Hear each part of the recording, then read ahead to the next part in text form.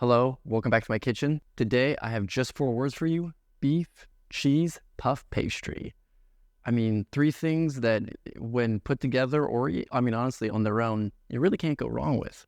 But more specifically, what we're making today is beef and cheddar hand pies by Martha Stewart. So hand pies, also known as like meat pies or pasties, I at least personally associate with kind of British culture. Maybe it's just like the media that I consume. I mean, hand pies date back, ages, and then they also spread around from different cultures. Like a lot of different countries have their own variations of it. So like you have empanadas in Spain, spanakopita in Greece, samosas from India, pastilla from Morocco. You have Jamaican patties from, can you guess where they're from? Even something like a calzone, I feel like, could kind of fall into this category. But essentially a hand pie just boils down to, or like something in that category boils down to, a filling that is completely encased by some dough that you obviously bake and then like consume with your hands. If you take off the consume with your hands part, that's just a pie. And then if you just add consuming with your hands, that makes it hand pie. And yeah, so I feel like there's a lot of different things that if you just kind of start thinking about it, you're like, oh yeah, all of that falls into that kind of category, and it spreads the entire world. Now we're going to make this recipe vastly simpler by just using store-bought puff pastry, which is simpler in theory, but not necessarily simpler for everybody, because I know I fall into this category. My local stores don't actually sell gluten-free puff pastry. They don't even have it within a 100-mile radius, because I looked at the SCAR website, has this really cool little store locator where you can look up what products are sold where. And the puff pastry, nowhere, the max radius they have is 100 miles, nowhere to be found here. Now, the puff pastry I have today, luckily, I visited my parents fairly recently, and so they have it in a store local to them, so I just brought it back down with me. But I've been wanting to make some savory hand pies ever since I did the fake McDonald's apple pie video ages ago. That was back in my apartment, so it's been almost 2 years now, at least. I can't remember when exactly in there I did that. But I just really been wanting to make this, and because of the lack of access to puff pastry, stars have not aligned. But now they are, and why don't we stop wasting time, and we'll run through the ingredients and then get into cooking. Ground beef, garlic, an onion, Worcestershire sauce, Dijon mustard, salt, pepper, cheddar cheese, and puff pastry. The first step is going to be to cut the garlic and the onions. The onions will be in kind of half moon shapes, and the garlic just needs to be minced.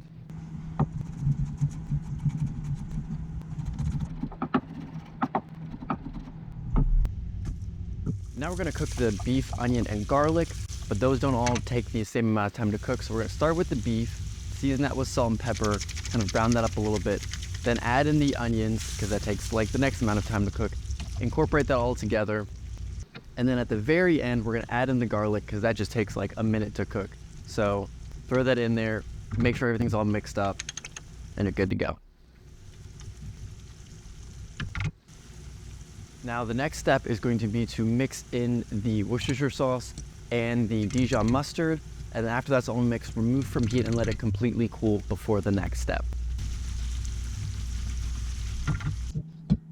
And now mix the cheese in with the kind of beef, onion, garlic mix that we made.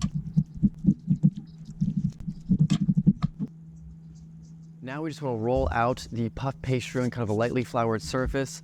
Mine is looking pretty dry, kind of brittle. As you can see, there's a number of cracks forming in it, and that makes me a little concerned because we need it to be structurally sound to hold the filling in.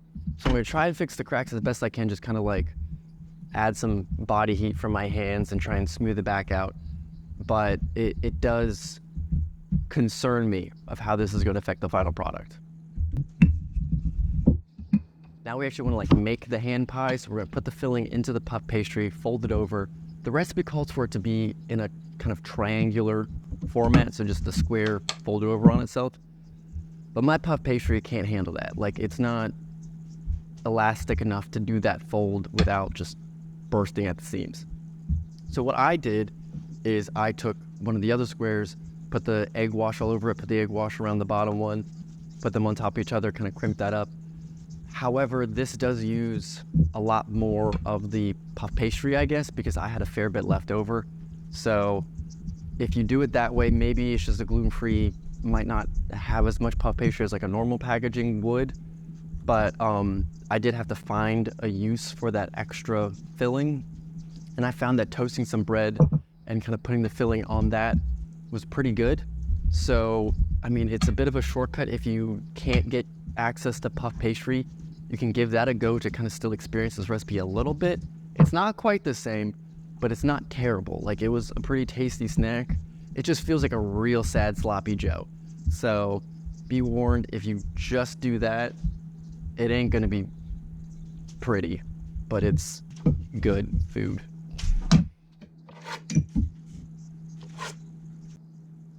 All right, so now we went to kind of egg wash all over the surface of the hand pies. You would also want to cut any kind of vent slits in this.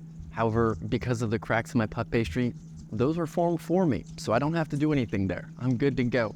But you at home, if you have puff pastry that's working correctly, you might need to actually cut some vent holes there.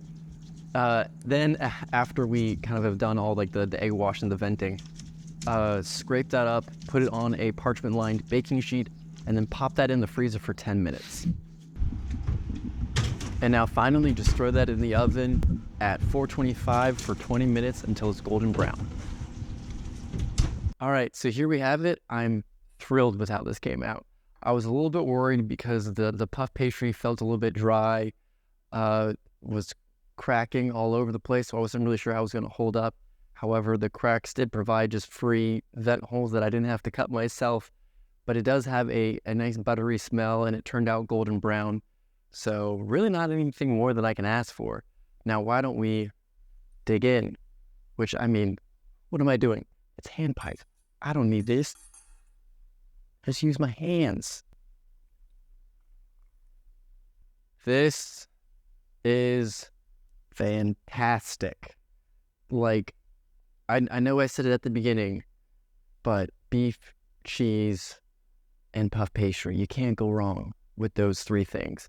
And then, I mean, also like the onions and like the Worcestershire sauce and like even like the Dijon mustard, like you can taste all of it working together into such a delicious, buttery, flaky, savory goodness.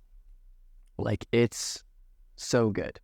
And it makes me depressed that puff pastry isn't more readily available to me. So like, if you can eat gluten, or if you're fortunate enough to have some kind of gluten-free puff pastry locally to you, first off, count your blessings. Second off, make this or some form of a hand pie in general. Like, I mean, there's obviously the fillings are pretty much whatever you want to, like, you can just kind of throw things in there. That's kind of the origins of pies. We're just like, here's leftovers, we're going to put them in some dough and bake it. But I mean, obviously this one is meat based. So like, if you're vegetarian or vegan, well, vegan, I feel like puff pastry would be tricky as well, because most of it, it's butter. So you can't have that. So you'd have to make your own there. Which I don't know if they have a vegan puff pastry in the store, because I haven't looked, because I'm not vegan. So I'm sure that you guys might be able to sympathize with the gluten-free people on that regard. Like, just make it, put something in there. Obviously this one, but if you're like vegetarian, I'm sure that there's countless different fillings online that you can follow. Or, you know, if you're feeling daring, try making your own, see what happens. I highly encourage you to give this a go, because it's just such a great delivery mechanism to getting food into your mouth. Like, it's just so good. Like that buttery, flaky, I just want to eat all of this right now. But yeah, so go give this a go. Let me know what filling you go with it, if you follow this one or if you try something different, and how it turns out for you. Because I feel like this is a fairly foolproof recipe, beyond like the little bit of technical skill to seal it up to make sure that nothing flies out while it's baking. It's all pretty basic, like just like making the beef, and then like the puff pastry is done, so you don't have to do that, and then just put it in the oven. I mean, it's just a common thread. I do pretty simple recipes because I am but a simple man. I don't, I know that fancy stuff is fancy and cool, you know, simple hand pies get the job done and they're delicious and fun. Um, I'm rambling, so we're gonna stop because I want to eat this and I want you to go make your own. And on that note, bye, Mom. Still not dead. See you.